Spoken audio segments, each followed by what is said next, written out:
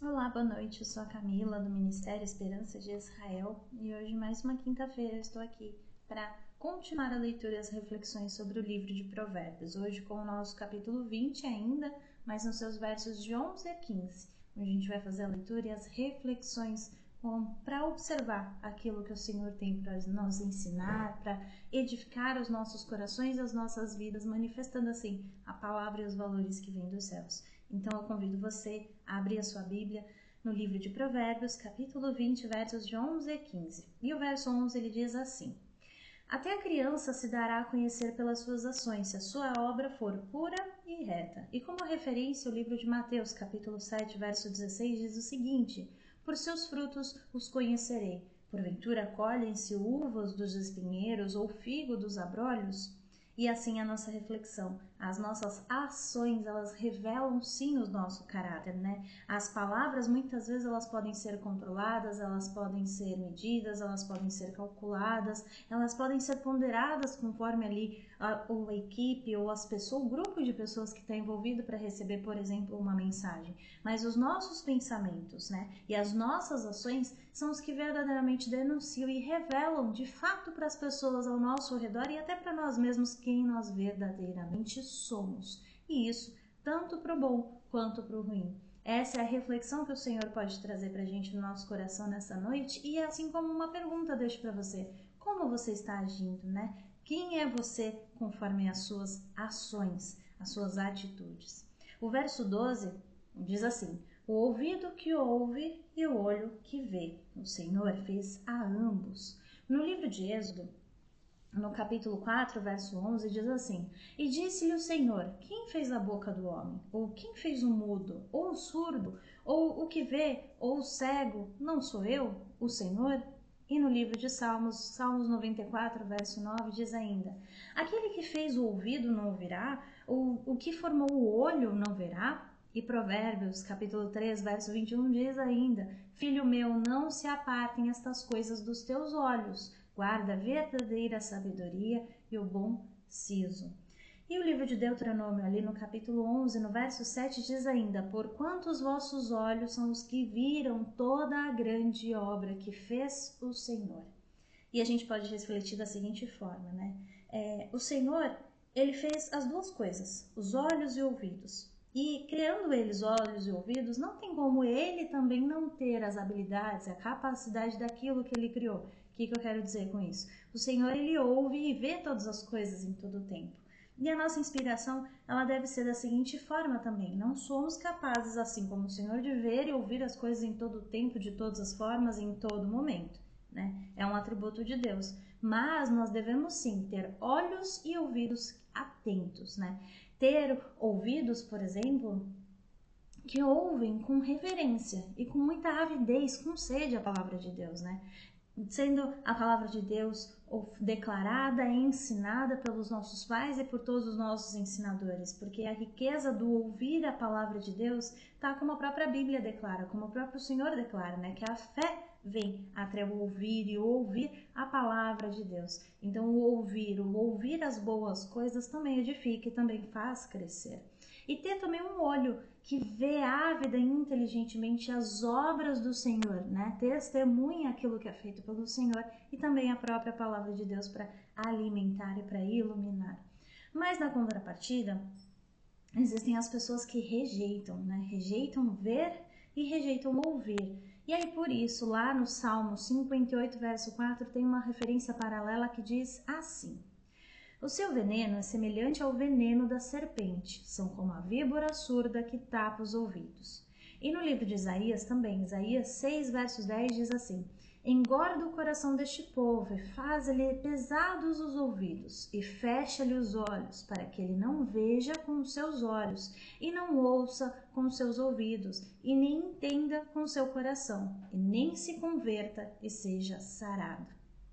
E a gente pode considerar da seguinte forma, né? O ver e o ouvir, tudo aquilo que vem do Senhor, tudo aquilo que é bradado pelo Senhor, tudo aquilo que é declarado e que é escrito pelo Senhor, nos alimentando, né, através do ver e ouvir com as coisas que vêm do Senhor, a nossa consequência dessa alimentação não é uma erudição, não é um decorar, não é um conhecer carnal, mas é um entendimento de coração que leva à conversão e que assim a cura, porque a palavra do Senhor e a fé no Senhor, ela consequentemente vai nos converter mais e mais ao Senhor e consequentemente vai nos sarar e nos libertar de quem nós temos sido até aquele momento. Então, consideremos isso, né, que o motivo pelo qual o Senhor ele deu esses dois desses principais sentidos para a gente é justamente para que pela graça dele a gente possa usar corretamente e com sabedoria para nos aproximar cada vez mais dele. No verso 13 diz assim: não ames o sono, para que não empobreças. Abre os teus olhos e te fartarás de pão. E é o Senhor mais uma vez falando, né, exortando a gente sobre o perigo da preguiça. Veja, os versos de referência foram alguns que a gente já declarou até aqui, né? Provérbios, no seu capítulo 6, no verso 9, que é a pergunta: ó preguiçoso, até quando ficará deitado? Né? Quando te levantarás do teu sono? Provérbios também, capítulo 12, verso 11, que diz: quem trabalha a sua terra terá fartura de alimento, mas quem vai atrás de fantasias não tem juízo. Provérbios ali também no seu capítulo 19, no verso 15, ele diz que a preguiça, ela faz cair em sono profundo e a alma indolente vai padecer de fome. E no livro de Romanos, no capítulo 12, verso 11, que diz: não sejais vagarosos no cuidado, sede fervorosos no espírito, servindo ao Senhor. Então, vamos nos lembrar das seguintes reflexões que o Senhor nos traz sobre preguiça até aqui, né? Não amemos o sono. O sono e o descanso são, de fato, uma necessidade no nosso corpo, é humano, nós precisamos. Não há pessoa que sobreviva sem dormir, ainda que ela tenha uma condição que é difícil, né? Ela precisa do sono, o corpo biologicamente precisa do sono, né? Mas amar o sono, né? Se apegar ao sono é uma marca de preguiça, é uma marca de indolência e, consequentemente, não tem como você prosperar ou crescer sem movimento. E a preguiça, ela é essa pausa de movimento, né? Ela é essa entrada e a vivência num momento de conforto, né? De total ali inatividade e inércia. E esse verso a gente pode considerar que é um chamado para despertar não só porque os nossos olhos, eles não foram feitos para ficar fechados o tempo todo, né? Como a reflexão que eu tenho feito, né? Se os nossos olhos tivessem sido feitos para serem fechados o tempo todo, o Senhor não faria assim com aberturas para que nós abríssemos e com cílios para proteger da sujeira e por aí mais, e várias outras coisas que compõem os olhos. Mas, mais do que isso, é um chamado para que a gente compreenda que após um repouso que é necessário, e o repouso sempre vai ser necessário, os nossos olhos eles têm que estar despertos, vivos, observadores, né? Em atuação, em atividade. E assim devemos nós sermos também, após um período de descanso, nós devemos estar vivos, despertos, empenhados em nós e com a nossa vida e com a disposição para as nossas atividades, né? O excesso de descanso, o excesso de inatividade, o excesso de preguiça, ele leva à pobreza, consequentemente, ele leva a algum tipo de doença e, consequentemente, ele leva a um tipo de morte, tanto física quanto espiritual. Na atitude, né? Na ação e no movimento é que verdadeiramente nós crescemos, tanto materialmente quanto espiritualmente. O movimentar-se, o empenhar-se e o agir é extremamente necessário. No verso 14, a gente tem o seguinte versículo, né, que vai ser um pouco diferente, mas você na prática conhece e vive, que diz assim: nada vale, dirá o comprador, mas indo-se, então se gabará. E a gente conhece essa expressão de uma forma prática, né?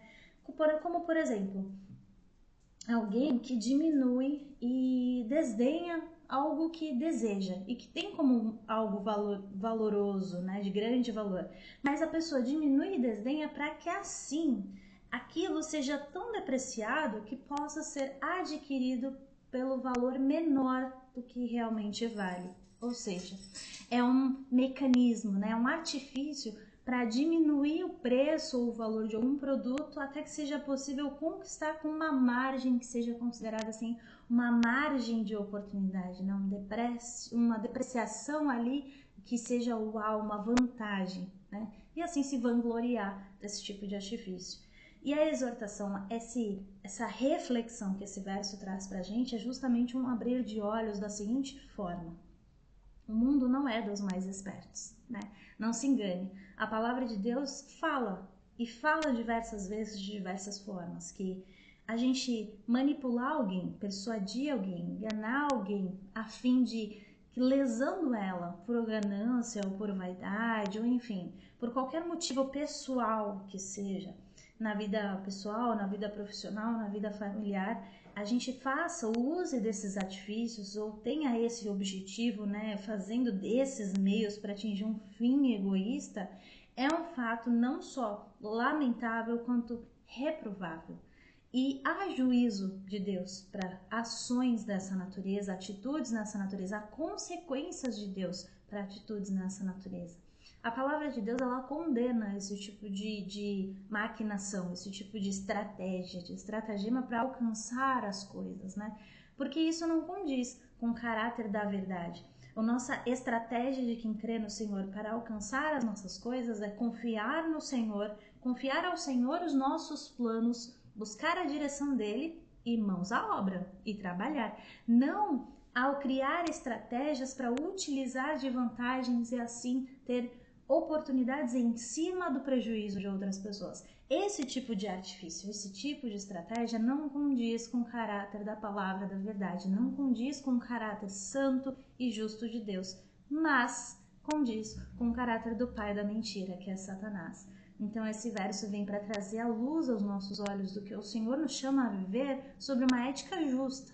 E não é uma ética escondida, é uma ética declarada ao longo da palavra de Deus, principalmente do livro de Provérbios. E no verso 15, a gente tem o seguinte verso: há ouro e abundância de rubis, mas os lábios do conhecimento são joia preciosa.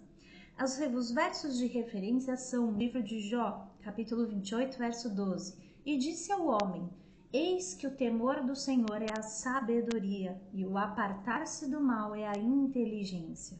Jó, em seu capítulo 16, verso 19, diz ainda: eis que também, né, agora a minha testemunha está no céu, nas alturas o meu testemunho está. Livro de Provérbios, capítulo 3, verso 15, mais preciosa é do que os rubis, e tudo mais que possa desejar, não se pode comparar a ela. E Provérbios, em seu capítulo 8, verso 11, que diz: porque melhor é a sabedoria do que os rubis, e tudo mais que se deseja não pode se comparar a ela. Vejam, as palavras, né, que nos instruem, elas são verdadeiros e preciosos tesouros, elas são riqueza, né? Os lábios que carregam palavras de conhecimento, de bondade, numa linguagem piedosa, numa linguagem discreta, eles valem mais do que riqueza, conforme a palavra de Deus, né? Esses lábios instruídos, eles não são apenas joias preciosas, mas também são meios maravilhosos, né? Boas ferramentas para alcançar vidas através do conhecimento que liberta, através da sabedoria que liberta, mostrar através, né, desses lábios preciosos o caminho, a verdade e a vida que há em Jesus. Então, em toda a Bíblia, a gente pode ver que o Senhor, ele valoriza, ensina e nos ensina a valorizar as instruções, as palavras e principalmente a forma que a comunicação possui, tanto na terra como nos céus, né? De fato, a instrução do céu, ela liberta uma vida da mesma forma, né? E da mesma forma, a má palavra e a má direção, ela pode destruir e inclusive matar uma vida. Então, é uma reflexão, né? Que assim como o Senhor, ele zela pelas palavras e pelas suas promessas, né? Ele nos ensina também a cuidar dessa preciosa ferramenta que nos foi concedida e valorizar com o devido valor que ela possui. Esses são os versos e as reflexões dessa noite. Eu agradeço muito a tua companhia até aqui e que, se o Senhor assim permitir, na próxima quinta-feira trazemos mais algumas reflexões e leituras sobre o livro de Provérbios. Eu agradeço uma vez mais a tua companhia até aqui e que Deus te abençoe.